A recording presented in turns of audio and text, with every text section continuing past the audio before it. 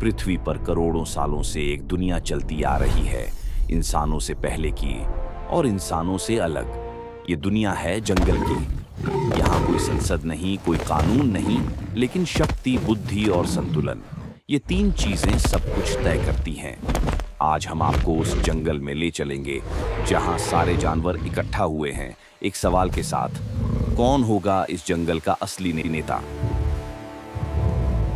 सूरज ढल रहा है। जंगल के बीचों बीच एक विशाल खुला मैदान।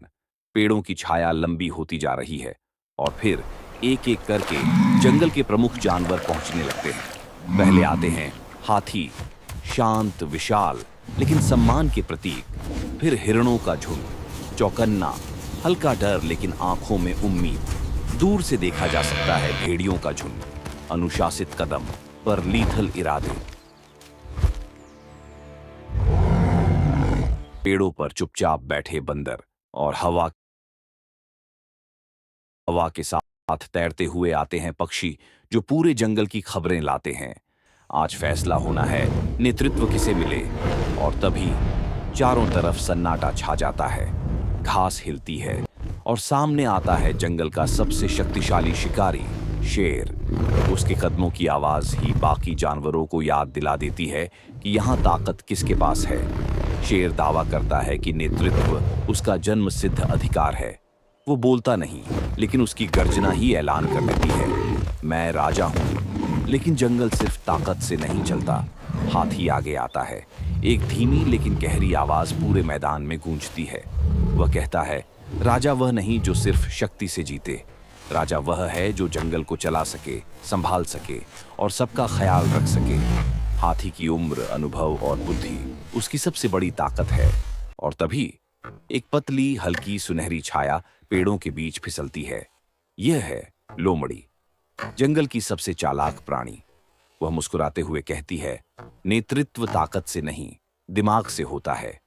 जंगल का इतिहास बताता है कि कई बार चालाकी ने वह हासिल किया जो ताकत और आकार नहीं कर पाए। बाकी जानवर ध्यान से उसकी बात सुनते हैं, क्योंकि उसकी बातों में तर्क होता है और खतरा भी। हिरण आगे आते हैं। वे न तो ताकतवर हैं न चालाक, लेकिन वे जंगल के सबसे ज्यादा शिकार होने वाले जानवर हैं। हिरण बड़े डर और विनम्रता से कहते हैं, हमें एक ऐसा नेता चाहिए जो हमारी सुरक्षा कर सके, जो संतुलन बनाए। उनकी आंखों में डर ही नहीं, उम्मीद भी है, क्योंकि जंगल का असली संतुलन तो उन्हीं पर टिका होता है। अब बारी आती है भेड़ियों की। भेड़िए एक साथ आगे बढ़ते हैं। यह उनका तरीका है। उनके नेता की आवाज मजबूत लेकिन नियंत्रित। वह कहता है, हमारी ताकत हमारी टीम है। जंगल को ऐसे नेता की जरूरत है जो अकेले नहीं, साथ लेकर चले। भेड़ियों का संदेश साफ है, एकता, अनुशासन और योजना। यह भी सत्ता की शर्तें हैं। ऊपर पेड़ों की शाखाओं पर बैठी चिड़ियाओं बातचीत सुनती रहीं और अब वे भी बोलती हैं। वे बताती हैं कि जंगल सिर्फ जमीन पर ही नहीं, आसमान पर भी टिका है। हम ऊंचाई से देख सकते हैं, हमें दूर का पता होता है, हमें मौसम का अंदाजा होता है। क्या हमारे ज्ञान को अनदेखा किया जा सकता है? जैसे जैसे बहस बढ़ती है, हवा भारी होने लगती है। शेर की आंखों में गुर्राहट है, भेड़ियों में बेचैनी। लोमड़ी के चेहरे पर एक हल्की चालाक मुस्कान। हाथी की सांसें धीमी लेकिन गहरी। सारा जंगल एक फैसले की प्रतीक्षा में है। और तभी पुराने पत्तों की सरसराहट के बीच एक वृद्ध कछुआ आगे बढ़ता है, जंगल के सबसे पुराने जीवों में से एक। वह मेरे धीमी प्रिय आवाज में मित्रों, कहता है, हम सब यहाँ इस जंगल के भविष्य के लिए इकट्ठे हुए हैं। हमें मिलकर काम करना होगा। नेतृत्व एक जानवर के हाथ में नहीं, सबके हाथ में होना चाहिए।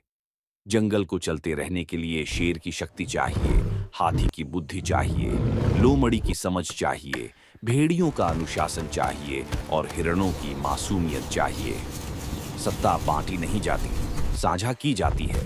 उसकी बात के बाद पूरा जंगल शांत हो जाता है। जंगल एक नए नियम पर सहमत होता है। ना कोई राजा, ना कोई तानाशाह, बल्कि एक काउंसिल जहां हर प्रजाति की आवाज सुनी जाएगी। शेर सुरक्षा की जिम्मेदारी लेता है, हाथी जंगल के संसाधनों का ख्याल रखता है, लोमड़ी रणनीतियों में मदद करती है, भेड़िए अनुशासन और व्यवस्था संभालते हैं और हिरण ये याद दिलाते हैं कि इस जंगल में जीवन चलता रहे। जंगल अपने सबसे संतुलित रूप में वापस लौट आता है। नेतृत्व सिर्फ किसी के हाथ में ताकत होने से नहीं आता, बल्कि सबकी ताकत को एक साथ जोड़ने से आता है। ये अद्भुत है कि कैसे ये सभी जानवर, चाहे वे शिकारी हों या शाकाहारी, इस घने जंगल में शांति से सह अस्तित्व में हैं।